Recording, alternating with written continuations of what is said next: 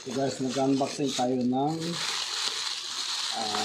lithium battery para sa ating solar.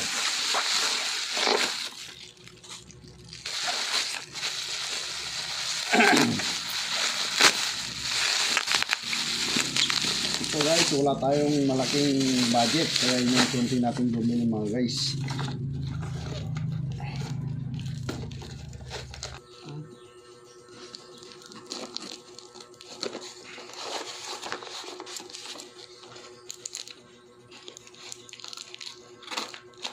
So guys, inunti-unti natin bumili mga guys kasi wala tayong malaking budget kaya ito lang yung kaya natin.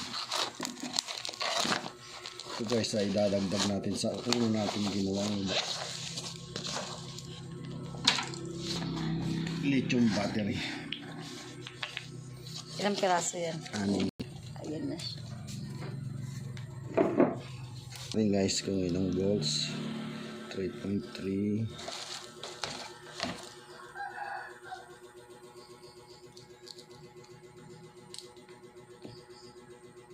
3.3.